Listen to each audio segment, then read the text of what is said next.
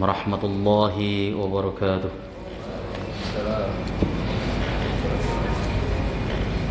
Innal hamdalillah nahmaduhu wa nasta'inuhu wa nastaghfiruh wa na'udzu billahi min shururi anfusina wa min sayyiati a'malina may yahdihillahu fala mudilla lahu wa may yudlil fala hadiya lahu.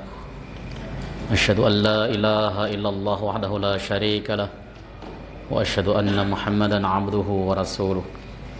Allahumma fassalli wa sallim wa barik ala hadzal nabiyil karim nabiyina Muhammadin sallallahu alaihi wasallam wa ala alihi wa sahbihi wa man tabi'ahu ila yaumiddin.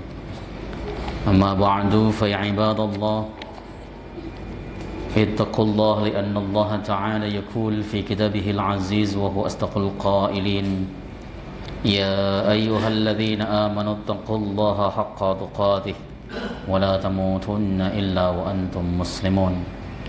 Fa inna ahsanal hadis kitabullah wa khairal hadi hadi Muhammadin wa syarrul umur muhdatsatuha wa kullu muhdatsatin bid'ah wa kullu bid'atin dhalalah wa kullu dhalalatin finnar.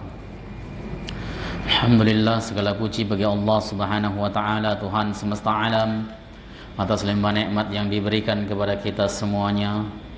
Salawat dan salam semoga terus tercurah ke haribaan beliau Rasulullah Muhammad sallallahu alaihi wasallam beserta seluruh keluarga beliau, sahabat, kerabat dan pengikutnya serta kita semuanya yang insyaallah istiqamah konsisten dalam menjalankan dan mengerjakan sunnah-sunnahnya hingga akhir masa nanti. Jamaah yang dimuliakan oleh Allah Subhanahu wa taala, kembali kita akan membahas kitab Taisirul Alam Syarah Umdatil Ahkam sampai kepada hadis nomor 66.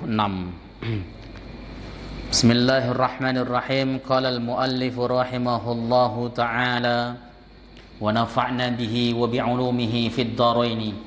Rabbana shrah lana sudurana wa yassir lana umurana wahlul 'uqdatam min alsinatina yafqahu aqwalana. Bismillahirrahmanirrahim.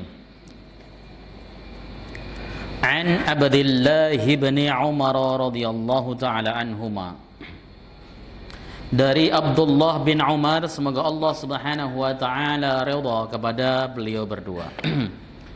Qala, beliau berkata, bainaman nasu bi Quba. Suatu hari orang-orang atau para sahabat berada di Quba. Quba itu suatu daerah, nama suatu daerah yang tidak jauh dari Madinah. Disitulah dulu Rasulullah sallallahu alaihi wasallam pertama kali mendirikan masjid. Sebelum Rasulullah mendirikan Masjid Nabawi, ketika hijrah sampai sana, kemudian oleh Ammar bin Yasir dihadiahi tanah di Quba, ya, pas kebetulan onta Rasulullah memang berada di situ maksudnya. Sekarang masjidnya sering dikunjungi orang-orang yang melaksanakan ibadah umrah karena Nabi sallallahu alaihi wasallam dawuh atau bersabda, siapapun orang yang berwudu di Madinah lalu datang ke Quba dan melaksanakan sholat 2 rakaat, maka seperti mengerjakan umrah secara sempurna. Maka orang-orang suka melaksanakan sholat 2 rakaat di sana supaya pahalanya seperti umrah dengan sempurna. Tapi kalau orang Indonesia nyiasatinya sholatnya berkali-kali, biar umrohnya juga berkali-kali gitu kan. Padahal sabda Nabi ya cukup 2 rakaat saja. Quba. Sekarang orang datang ke sana pakai kendaraan. Dulu Nabi itu jalan kaki. Sebenarnya tujuannya adalah supaya Masjid Quba tetap ramai dikunjungi orang, dibuat sholat setelah Masjid Nabawi didirikan. Jadi suatu hari orang-orang masih sholat di Quba. Fi sholatis subhi, di dalam sholat subuh. Idh ja'ahum atin, ketika datang kepada mereka orang yang membawa berita. Faqala, maka kemudian dia berkata, Innan Nabiyya sallallahu alaihi wasallam qad unzila alaihi lailata Qur'anun. Sesungguhnya Nabi sallallahu alaihi wasallam itu telah diturunkan wahyu, turunkan Al-Qur'an kepadanya pada malam ini. Wa qad umira ay yastaqbilal qiblata, dan beliau diperintahkan untuk menghadap kiblat yaitu Ka'bah.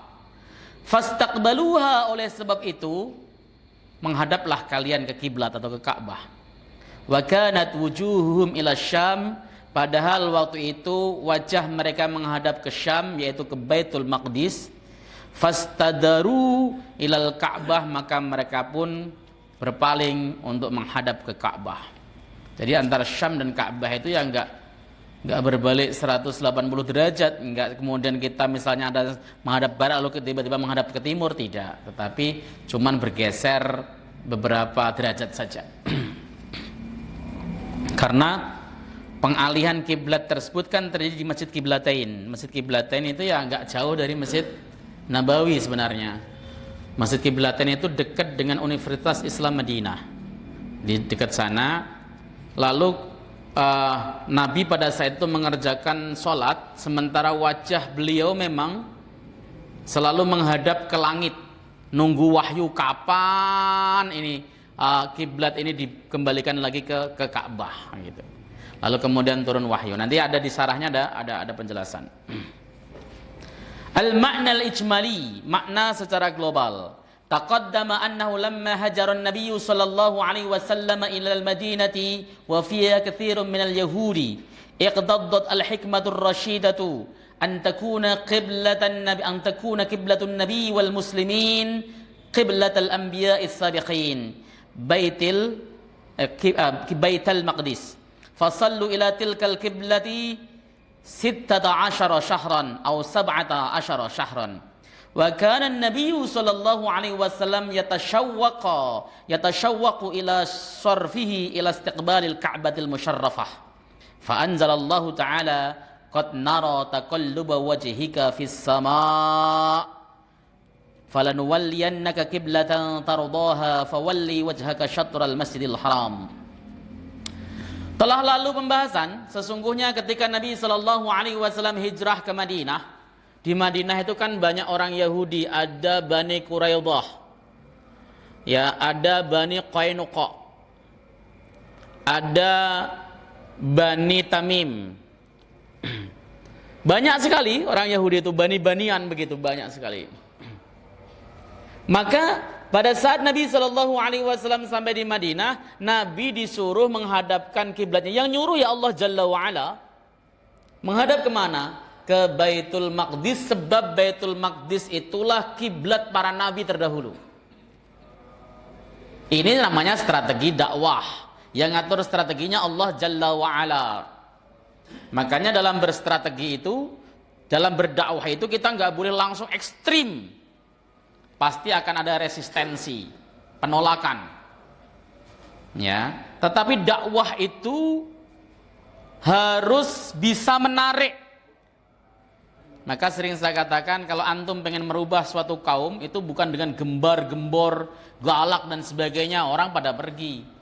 Terus bagaimana? Ajak ngaji. Kaum seperti apapun, kalau kita mau mampu mengajaknya ke majelis taklim, diajak ngaji, beres. Gampang. Ya. Mempengaruhi kaum itu paling gampang diajak taklim. Kalau diajak taklim, disuruh apapun, udah. Ya, itu paling enak.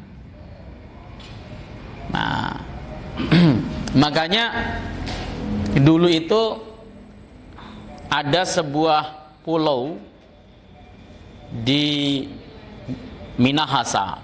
Ini cerita salah satu aktivis dewan dakwah. Pulau tersebut asalnya Islam semuanya, Muslim. Tapi karena tidak pernah tersentuh dakwah, nggak ada yang mau dikirim ke daerah tersebut. Lama-lama Islamnya menjadi abangan, campur animisme, nyembah pohon, ya, apa itu namanya, kirim-kirim sesajen dan sebagainya. Dikirimlah beberapa anak muda dari dewan dakwah, kan keras. Sampai di sana mereka lihat begitu langsung bilang kafir, musyrik, musyrik, kufur. Wah, batal imannya. Kata kepala suku sana, besok kalau Anda nggak keluar dari sini saya penggal kepalanya. Diusir, resistensi. Nggak ada orang kalau keyakinannya kemudian dikata-katain langsung menerima itu nggak ada. Harus pelan-pelan. Ya, ini namanya apa yang diomongkan benar tapi caranya salah, strateginya keliru. Nabi SAW datang ke Madinah, disuruh menghadap ke Syam dulu supaya apa? Supaya orang Yahudi itu wah ini apa itu namanya ajarannya sesuai memuliakan kiblat kami ternyata dia. Ya. Dakwah Nabi tidak diganggu, dakwah Nabi tidak diintimidasi, bahkan banyak di antara mereka yang masuk ke dalam agamanya Allah Subhanahu wa taala, agama Islam. Itu enggak sebentar, 16 bulan waqila 17 bulan, lama sekali. Sebagai orang Makkah yang cinta betul terhadap Ka'bah dan dari mulai Bi'sah diutus beliau sudah menghadap Ka'bah. Beliau rindu dong sama Ka'bah. Rindu. Pengen sekali kalau sholat itu menghadap ke Ka'bah.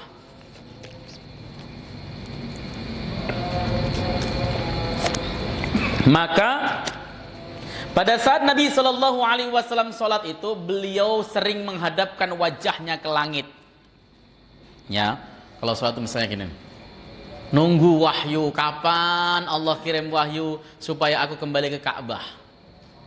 Makanya ayat yang turun qad nara taqalluba wajhika fis sama, aku telah melihat kamu itu menghadapkan wajahmu ke langit ketika salat, mengharap betul wahyu dari Allah Subhanahu wa taala. Falanuwalliyannaka qiblatan tardaha, maka sekarang hadapkanlah kamu ke kiblat yang kamu ridhai, yang kamu senangi, yaitu ke Ka'bah. Fawalli wajhaka syatral Masjidil Haram, hadapkan wajahmu ke arah Masjidil Haram. Saya pernah menjelaskan di sini kalau saya tidak salah atau saya salah lupa ya. Kata fawalli wajhaka syatral Masjidil Haram ini dipahami ulama berbeda-beda. Di dalam tafsir Ibnu Katsir misalnya, 3 madhab mengatakannya dimaksud fawalli wajhaka syatral Masjidil Haram, hadapkanlah wajahmu ke arah Masjidil Haram. Wajah bimakna badan. Wajah diartikan dengan badan atau tubuh. Bukan diartikan sebagai wajah secara letterlek. Di dalam ilmu balaghah itu disebut mimbabi dzikril juz wa iradatil kul. Ya, yang disebut sebagian tapi maksudnya adalah keseluruhan. Saya kok nggak melihat batang hidungnya, padahal maksudnya adalah orang yang bersangkutan. Ya, itu namanya penyebutan sebagian tapi maknanya keseluruhan. Sehingga 3 mazhab utama tadi menjelaskan bahwa ketika sholat wajah tetap menghadap ke tempat sujud. Sunnah menghadap ke tempat sujud, wajah. Ya. Sementara badan ke kiblat. Itu pendapat 3 mazhab. Jadi ketika sholat tetap melihat tempat sujud begitu, enggak kemudian dangak begitu ke arah. Itu pendapat 3 mazhab. Mazhab Malik bin Anas, beliau mengatakan fawalli wajhaka satral Masjidil Haram, itu artinya betul-betul wajahnya menghadap ke Masjidil Haram, lurus ke arah Masjidil Haram, bukan menunduk. Maka bagi mazhab Malik melihat ke arah kiblat itu utama. Katanya beliau mengatakan aqrabu ilal khusyu', lebih dekat kepada kekhusyuan. Makanya mazhab Malik kalau salat Allahu akbar, kan kita kan menghadap ke depan. Alhamdulillahi rabbil alamin arrahmanir rahim, menghadap ke depan. Mazhab Malik. Mazhab Syafi'i, mazhab Hanafi, mazhab Hambali tetap sunnah menghadapkan ke arah tempat sujud. Itu dari satu hadis, dari satu ayat, fawalli wajhaka satral Masjidil Haram. Tapi konklusi hukumnya beda-beda, tergantung tata cara memahaminya. Gitu, Pak. Kemudian fa kharaja ahadus sahabati ila masjid Quba. Keluarlah salah satu sahabat Nabi ke Masjid Quba bi zahiril Madinati yang ada di luar Madinah. Fawajada ahlahu, dia menemukan ahlul Quba, penduduk Quba, lam yablughum naskhul kiblati, tidak sampai kepada mereka perubahan kiblat. Nggak sampai nasah kiblat, nggak sampai ke telinga mereka ternyata, karena nggak ada grup WA. Ya, informasinya telat. Makanya kemudian mereka masih melaksanakan salat menghadap ke Masjidil Aqsa atau Baitul Maqdis. Fayusalluna ilal kiblatil ula, maka mereka salat menghadap ke kiblat yang pertama. Fa ahbarahum bisarfil kiblati ilal Ka'bah, maka dia memberikan informasi kepada penduduk Kubah untuk merubah kiblatnya menuju ke Ka'bah. Wa anan nabiyya sallallahu alaihi wasallam qad anzala ilaihi Qur'anun qad unzila ilaihi Qur'anun fi dzalik. Sesungguhnya Nabi itu telah diturunkan Quran di dalam hal itu tadi. Qad nara taqalluba wajhika fis sama. Jadi Quran itu kalamullah qadim. Bahkan sebelum Rasulullah sallallahu alaihi wasallam diutus, Quran itu sudah ada. Ya, tetapi turun kepada Nabi sallallahu alaihi wasallam per kasus. Kalau ada kasusnya. Makanya antum bisa lihat tidak semua ayat Quran itu ada asbabun nuzul. Enggak semuanya. Antum bisa cek asbabun nuzulnya karangan Imam Suyuti, karangan Al-Imam Al-Waqidi, karangan Al-Imam Al-Wahidi, enggak semuanya. Atau Sahih Bukhari pun ada asbabun nuzul itu di juz-juz yang terakhir. Tapi tidak semuanya. Karena memang Allah Subhanahu wa taala menurunkan Quran tersebut per kasus, tetapi enggak semuanya. Ini harus dimengerti. Nah, padahal Quran sudah dibawa turun oleh malaikat Jibril 30 juz langsung dari Lauh al-Mahfuz. Tanazzalul malaikatu warruhu fiha biidzni rabbihim. Ya, malaikat itu turun dan malaikat Jibril juga bersamanya itu untuk mengiringi Al-Qur'an turun. Inna anzalnahu fi lailatul qadar. Sesungguhnya telah aku turunkan Al-Qur'an di malam Al-Qadar. Anzala itu artinya turun sekaligus 30 juz, bukan tadrij, bukan berangsur-angsur. Ini yang harus dipahami, Pak. Jangan sampai wah, kok Quran kayaknya kok ada peristiwa ini baru Qurannya muncul. Enggak, Quran itu qadim. Kalamullah. Oke, saya lanjutkan. Yusiru ila ayatis sabiqah. Wa annahu sallallahu alaihi wasallam istaqbala al-Ka'bah fi shalah. Ya. Beliau menunjukkan kepada ayat yang telah lalu, sesungguhnya Nabi sallallahu alaihi wasallam menghadap Ka'bah di dalam salatnya. Oke, kemudian apa sih yang bisa dipetik pelajaran di dalamnya? Ahkamul hadis, hukum-hukum hadisnya. Yang pertama, al-qiblatul awal hijrah kanat ila Baitul Maqdis summa surifat ilal Ka'bah. Kiblat itu yang pertama kali pada saat awal hijrah itu menghadap ke Baitul Maqdis, kemudian dipalingkan atau dirubah menuju ke Ka'bah. Ka'bah itu kalau di Madinah itu posisinya selatan apa? Selatan ya, Kak ya? Selatan. Wong miringnya itu sedikit kok. Jadi ya dari Baitul Maqdis ke sana ke Syam, kemudian pindah ke situ. Jadi tidak posisinya harus misalnya imam di sini lalu geser ke belakang, itu enggak ada. Itu kan pemahaman orang Indonesia menghadap kiblat ke sana langsung ke Baitul Maqdis ke sana, enggak. Ya, tapi cuman bergeser saja. Yang kedua, anna qiblatal muslimina istaqarrat 'alal ka'batil musyarrafah fal wajibu istiqbalu 'ainiha inda musyahadatiha wa istiqbalu jihatiha indal bu'di anha.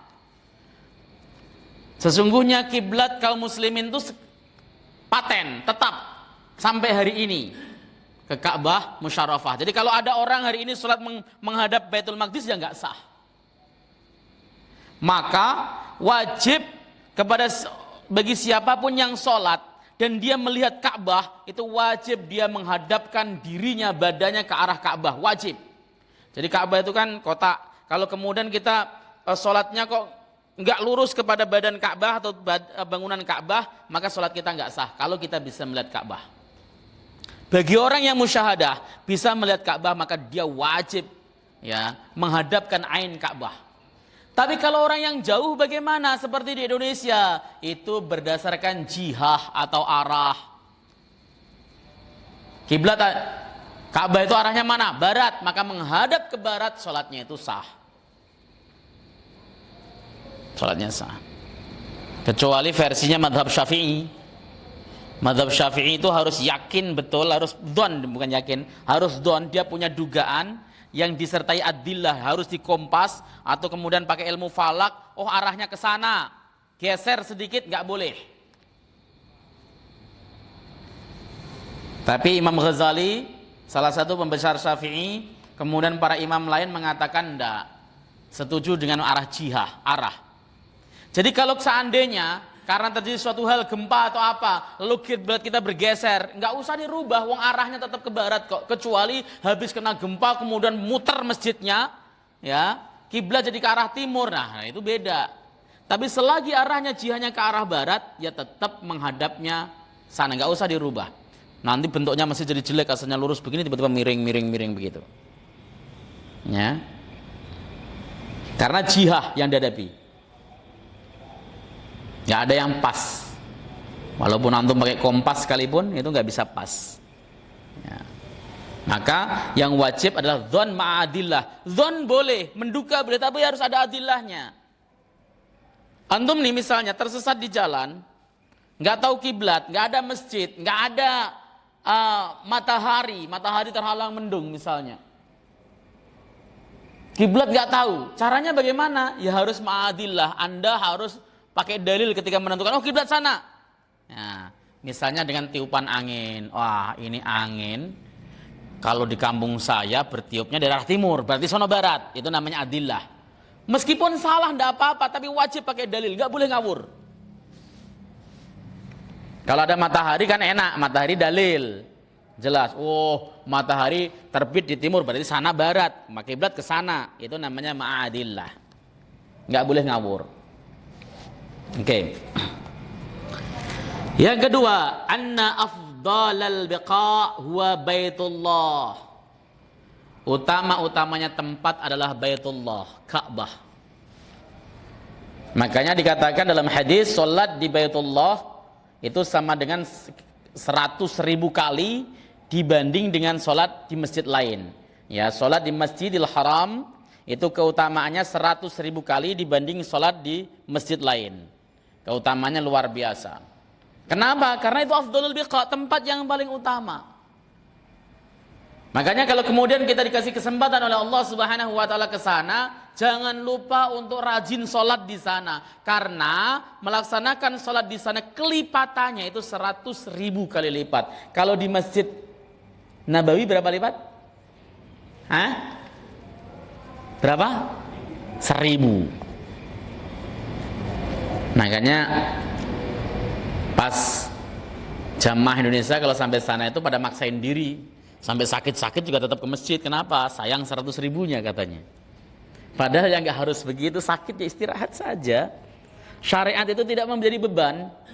Syariat itu tidak menjadi nggak ada paksaan apapun. Jadi kalau sakit ya istirahat. Karena apa? Karena badan kita punya hak untuk istirahat. Sampai tangannya gemeter gitu, tetap datang ke masjid. Ya, orang Indonesia. Karena 100.000 tadi sayang, Pak. Orang Indonesia tuh pintar hitung-hitungan pahala.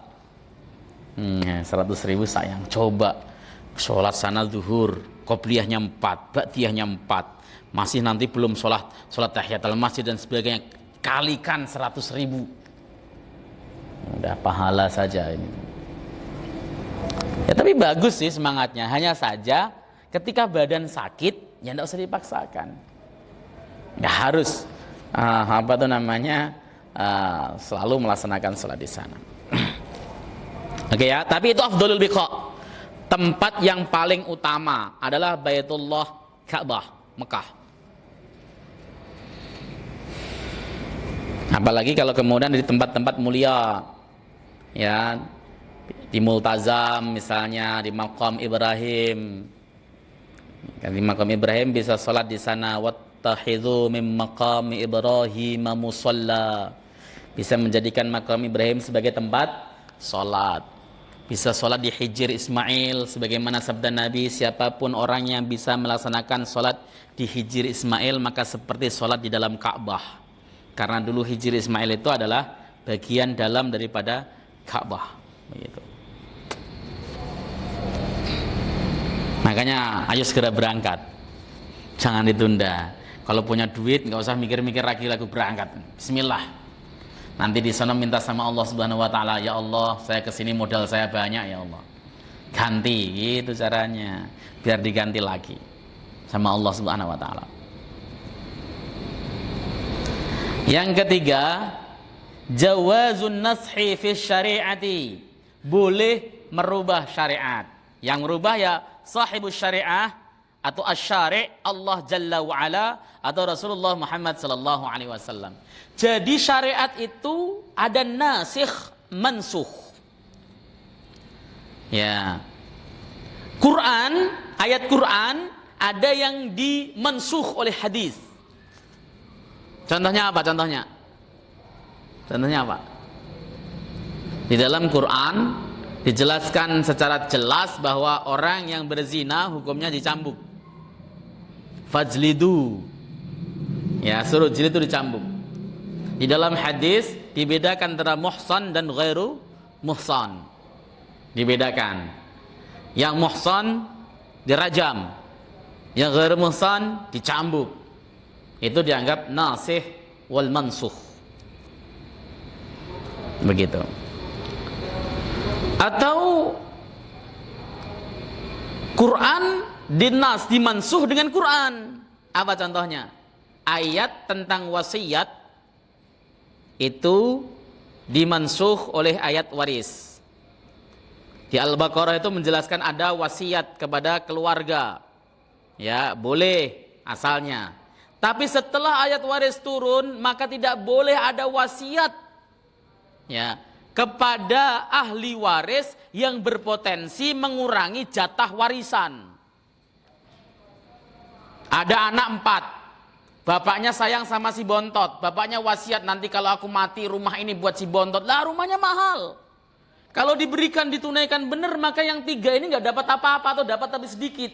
Maka saudaranya bisa menggugat dan gugatannya tersebut diterima. Sementara wasiatnya dibatalkan, diterus atau hanya diberikan maksimal 1/3-nya. Nasikh mansuh itu ada. Syariat nasikh mansuh. Ya contohnya yang baru dipelajari tadi masalah kiblat, asalnya menghadap ke Ka'bah pertama, diganti menghadap Baitul Maqdis, diganti lagi menghadap Ka'bah, itu namanya nasikh mansuh. Ada juga sih yang nggak percaya nasikh mansuh. Pakar-pakar usul fikih dari Syiah itu nggak ada istilah nasikh mansuh. Tapi kalau antum baca Ar-Risalahnya Al-Imam Asy-Syafi'i, ya, atau kitab-kitab yang lain usul fikih yang lain dari kalangan Ahlus Sunnah wal Jamaah, ya memang ada nasikh mansuh. Ya. Jadi syariat boleh diganti. Yang mengganti Allah Jalla wa Ala dan Rasulullah sallallahu alaihi wasallam, karena Rasul itu ketika menyampaikan agama itu tidak atas nafsu atau keinginan beliau sendiri. Wa ma yantiqu 'anil hawa in huwa illa wahyu yuha. Beliau itu tidak berbicara berdasarkan hawa nafsunya, tapi yang dibicarakan adalah wahyu yang diberikan kepada beliau. Terkait agama, bukan terkait masalah urusan dunia. Kalau urusan dunia, Rasulullah mengatakan antum a'lamu bi umuri dunyakum. Anda lebih pandai terhadap urusan dunia kalian. Urusan dunia ini ada hadisnya ketika Rasulullah sallallahu alaihi wasallam melihat para sahabat sedang mengawinkan kurmanya, ditanya, "Kalian lagi ngapain?" "Lagi mengawinkan kurma ya Rasul." "Allah, enggak usah dikawinkan. Ntar juga kalau berbuah sendiri," gitu kan. Karena yang ngomong Rasulullah, sahabat percaya 100%. Enggak ada satupun yang mengawinkan kurmanya. qadarullah gagal panen. Kok nggak panen kenapa kata Nabi?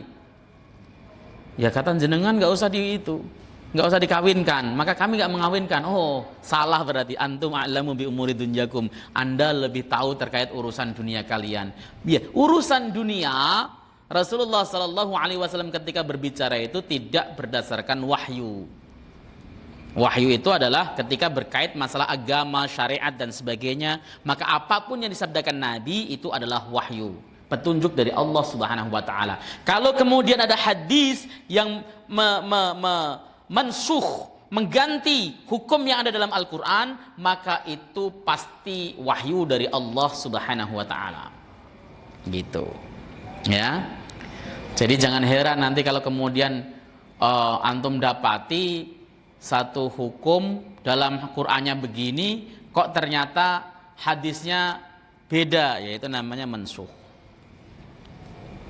Ya, apalagi kalau kemudian antum belajar mukhtalaf hadis yang bertentangan. Ya, kita akan contoh. Nabi Shallallahu Alaihi Wasallam bersabda,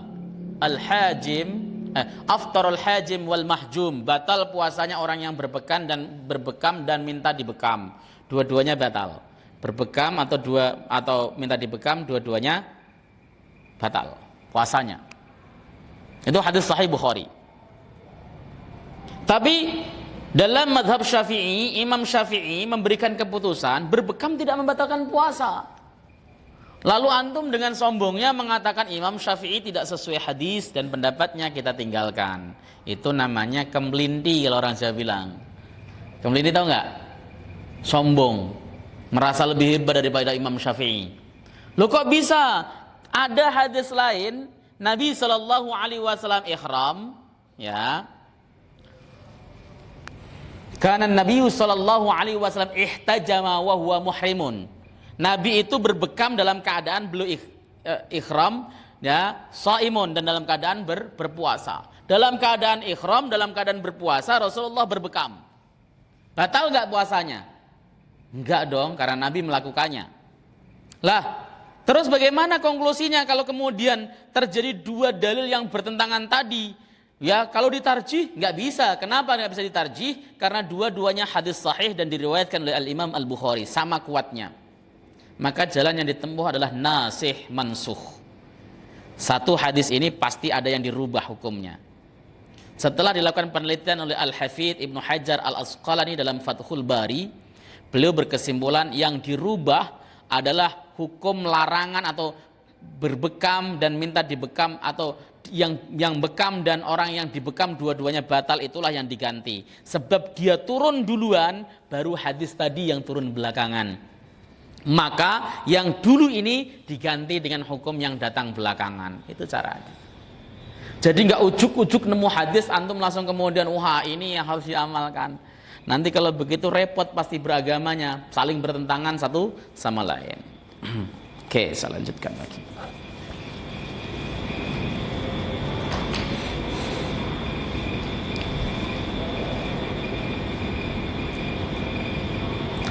Yang kelima, al-khamis. Anna man istaqbala jihatan fi salati summa tabayyana lahu al-khata'u asna as-salat istadara wa lam yaqta'ha wa ma madha min as-salati sahihun. Orang yang menghadap ke suatu arah dalam kiblat. Contoh nih, antum lagi sholat mendung, posisinya nggak ada siapapun, nggak ada apapun, nggak ada kompas, handphone mati, semuanya lah nggak ada, mendung. Pas lagi sholat 2 rakaat, baru dapat 2 rakaat, 4 rakaat mestinya kan, tiba-tiba mendungnya hilang. Matahari ternyata ada di sebelah sana misalnya, sementara antum menghadap sebelah sana, ya sudah tinggal antum menghadap aja ke arah matahari, karena barat kan pasti di mataharinya sana gitu kan. Oke, saya menghadapkan begitu. Jadi tinggal geser. Terus ngulang apa enggak? Enggak usah. Dan enggak usah kemudian batalkan sholatnya. Tinggal digeser saja dan tetap lanjut sholatnya. Yang terlewat tadi sah. Bukan hanya itu saja Pak. Di dalam kitab Kifayatil Akhyar, karangan Al-Imam Taqiyuddin Al-Hisni, itu dikatakan, saya mau sholat. nggak tahu arah kiblat, ya pokoknya nggak ada dalil apapun. Ijtihad pertama saya, karena nggak ada dalil apapun, saya menghadap ke sana. Allahu Akbar, menghadap ke sana nih, ke sana misalnya. Di dalam sholat dia mikir sambil ngurut, tadi kan di sono saya nemu masjid. Jalan begini, belok ke sini, belok ke sini, belok ke sini. Berarti salah dong ngadep saya, bukan ke sana, tapi miring ke sana. Akhirnya dia miring di rakaat kedua. Sambil mikir lagi, tadi ada belokan lagi ke sono, berarti kiblatnya lagi ke sana, berubah lagi. Itu sampai 4 kali berubah pun tetap sah. Kenapa? Ya dalam keadaan dia beristihad. Dalam keadaan dia beristihad. Istihad itu tidak membatalkan istihad yang lain. Al-ijtihadu la yanqudu bil ijtihad. Istihad itu tidak bisa batal sebab ijtihad. Maka kalau ada seorang ulama beristihad A, ada ulama lain beristihad B, itu istihadnya ulama ini nggak batal sebab ada istihad ulama B. Boleh dua-duanya dipakai kalau itu adalah ranah ijtihadi.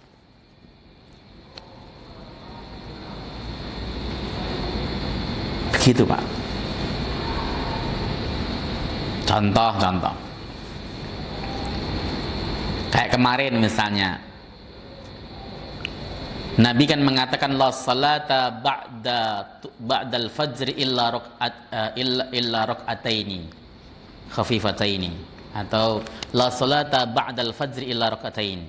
Tidak sah atau tidak boleh melaksanakan salat setelah subuh, setelah terbit subuh atau setelah terbit fajar atau setelah adzan subuh kecuali 2 rakaat. Hadis ini sahih. Imam Malik mengatakan haram hukumnya melaksanakan sholat setelah adzan lebih dari 2 rakaat. Karena hadisnya letterleknya bunyinya begitu.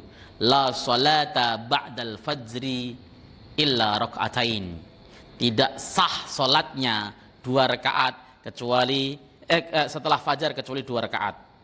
Ya, la itu nafi. Nafi itu dilalahnya haram. Imam Malik berpendapat haram dan itu pendapat banyak ulama. Imam Hasan Basri mengatakan la ba'sa bih, tidak apa-apa. Mazhab Syafi'i mengatakan boleh saja, enggak haram, enggak makruh. Argumentasinya apa? Karena Nabi SAW pernah mengerjakan sholat lebih dari 2 rakaat dengan menggabungkan banyak riwayat. Jadi konklusi hukum semacam ini, para fuqaha berbeda pendapat itu ya karena mana dalil yang mau dipakai?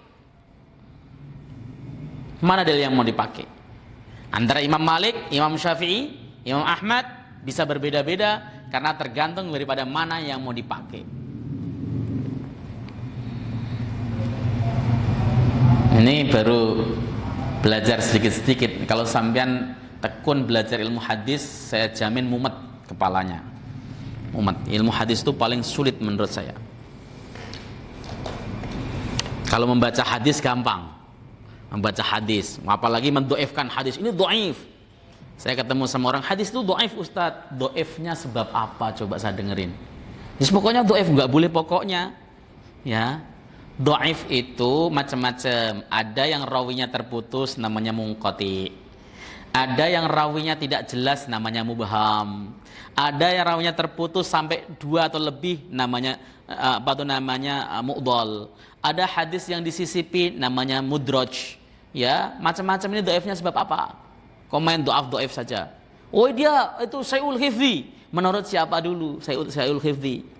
Atau kemudian, dia adalah orang yang enggak benar misalnya dalam meriwayatkan hadis. Menurut siapa dulu? Ada enggak yang mentakdil dia? Posisi rumahnya jauh enggak dengan orang yang mentajrih? Seperti itu penggalian hadis, Pak, makanya sulit. Saya aja pensiun, ya, saking sulitnya pensiun dan kemudian taklid sama ulama-ulama yang sudah mentashih ataupun mentahsin ataupun mentad'if hadis. Kalau ulama udah ini, misalnya Bukhari mengatakan hadisnya sahih, ya saya terima, nggak pakai neliti-neliti lagi kalau saya udah. Imam Nawawi mengatakan misalnya hadisnya sahih atau hadisnya hasan, udah saya terima. Itu sudah saking mentoknya, otak untuk berpikir. Mungkin ya karena saya bodoh. Kalau yang pintar ya mungkin enggak.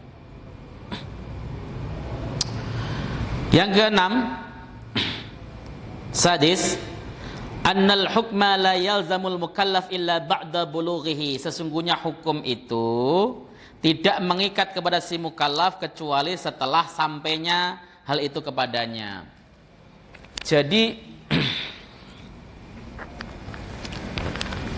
salat menghadap kiblat itu kan wajib. Tetapi orang-orang tadi itu belum tahu kalau kiblatnya dirubah, maka salatnya tadi tetap sah. Ada orang, kalau di Jakarta nggak bisa dibuat uzur jahil sih. Orang Jakarta itu nggak bisa kena alasan saya bodoh, itu nggak boleh, nggak bisa. Kenapa? Majelis taklim buka di mana-mana masalahnya. Orang Jakarta itu kalau bodoh, sholatnya masih ngawur dan sebagainya, itu disiksa karena kebodohannya. Nggak ada ampun orang Jakarta. Kesini taklim, kesono aja udah kedengeran ada taklim lagi, kesono ada lagi ada taklim. Nah, antum di rumah, ya. Makanya ini sekali lagi ya, uzur jahal, uzur alasan, oh karena saya nggak tahu Ustadz, di Jakarta nggak diterima. Banyak ustadz, banyak pengajian, kantor ngadain pengajian, masjid pasti ngadain pengajian. Hari itu kalau seandainya lebih dari 7 Pak, itu mungkin banyak yang minta saya ngaji juga. Ya, kalau lebih dari 7. Ya. Kenapa? Karena memang masjid pada buka-buka pengajian semuanya. Jadi nggak ada istilah kemudian, loh saya nggak tahu Ustaz, loh nggak tahu kok di Jakarta. Kalau Anda itu nggak tahu di pedalaman Irian Jaya sana, mungkin masih terpercaya, masih bisa dianggap omonganmu udzur jahal, udzur bil jahal.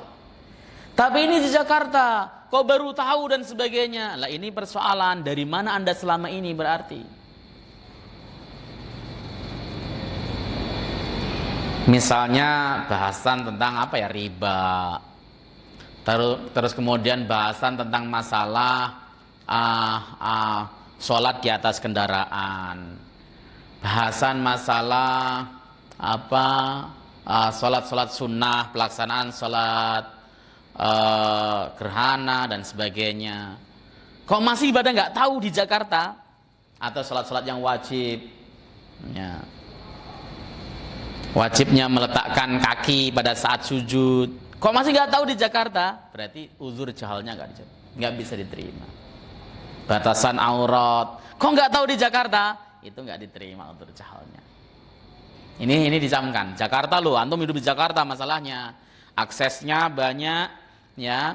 Bisa bertanya kepada banyak para ustadz di Jakarta itu, yang ustadz mulai dari urusan luar negeri maupun luar pulau maupun luar planet itu ada mungkin di Jakarta, komplit plit. Antum saja yang tidak mau datang, begitu. Ya, ini diingat-ingat ya.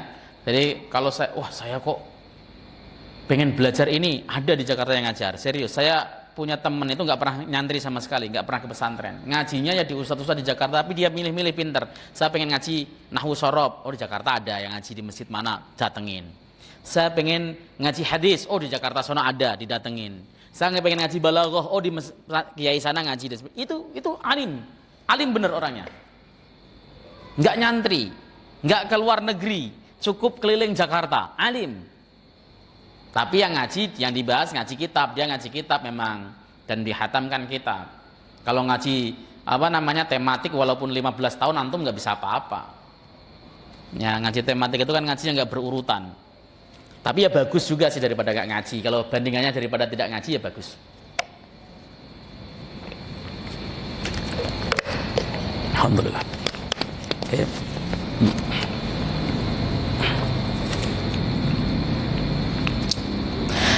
Yang ketujuh, as-sabi' anna khabarul wahid ats-thiqah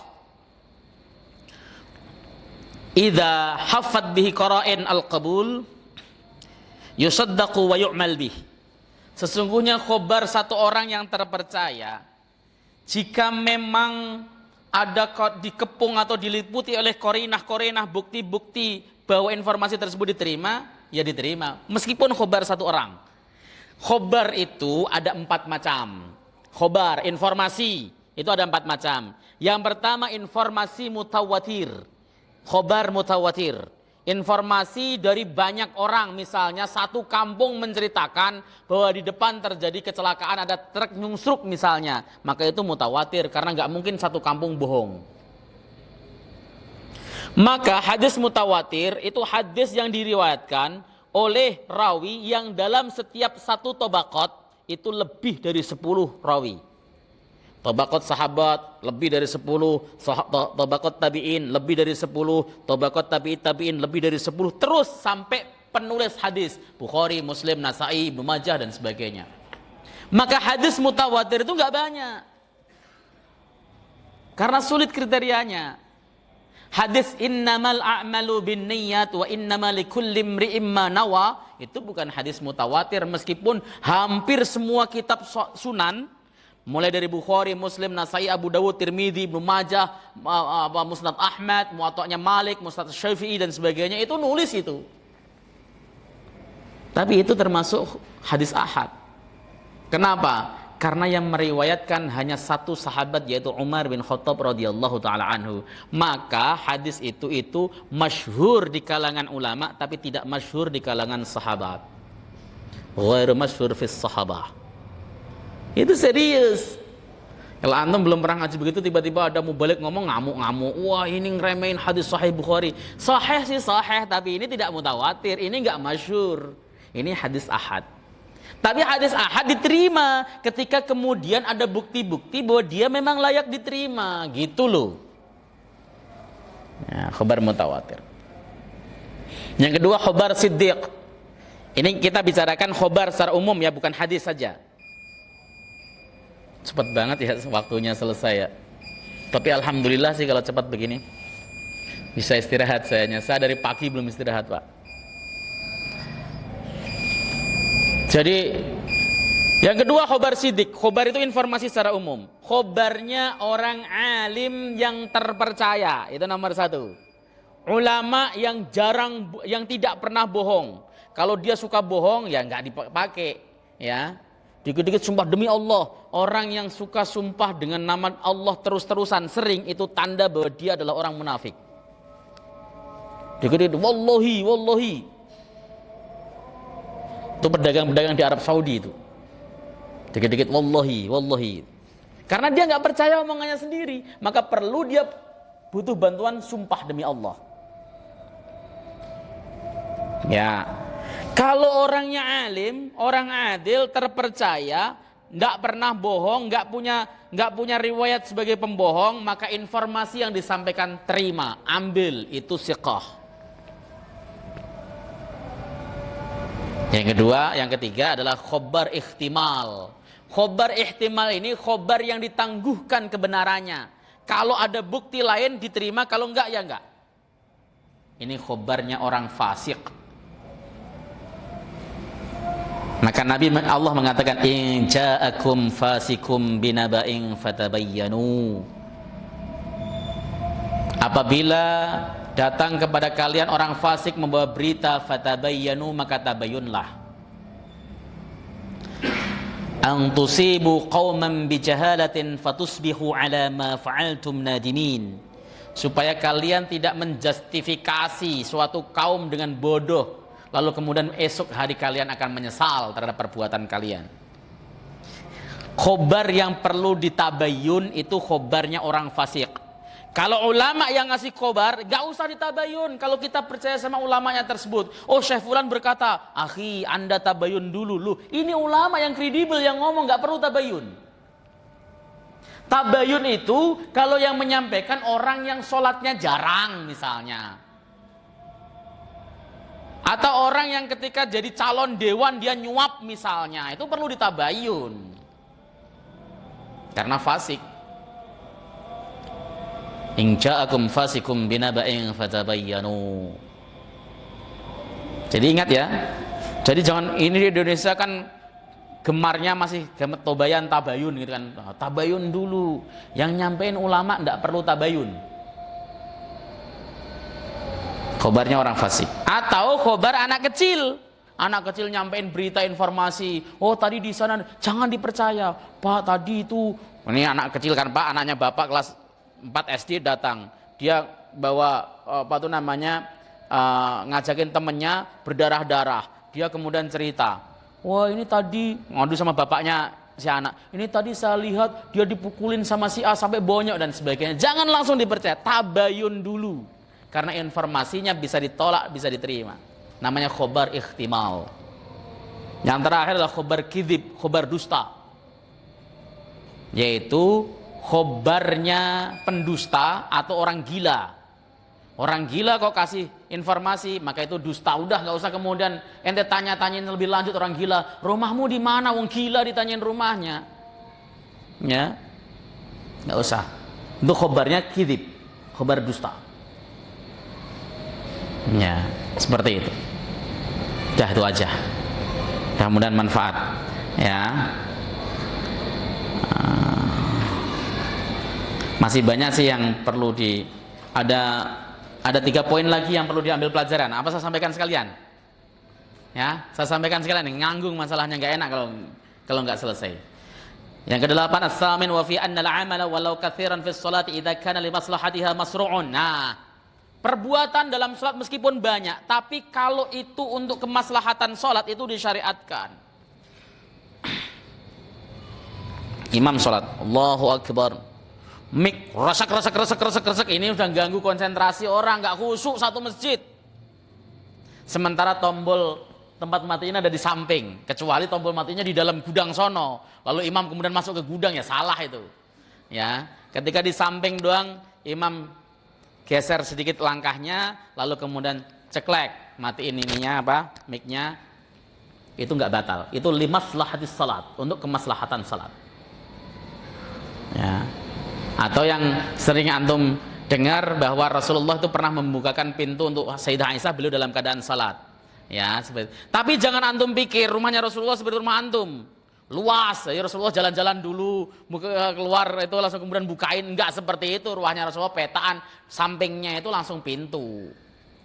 Nah, kalau bayangin rumah, masa Rasulullah sholat kok sambil bukain pintu, lalu antum tiru lagi sholat misalnya, sholat duha, ada tamu assalamualaikum, langsung antum keluar bukain pintu, ya batal sholat antum kayak gitu.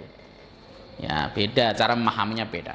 Yang selanjutnya at-tasi' wa fi dalun ala qabuli khabaril hatif. Nah, informasi dari telepon pun bisa diterima, dari apapun. Yang penting siapa yang memberikan informasi. Dari voice note itu bisa diterima. Yang penting siapa, apakah orang yang terpercaya, ataukah anak-anak, ataukah orang gila, itu yang perlu diverifikasi. Tapi informasi dari hatif, dari telepon, dari apapun itu bisa diterima. Fax dan sebagainya, kalau yang mengirimkan orang yang terpercaya bisa diterima. Oke.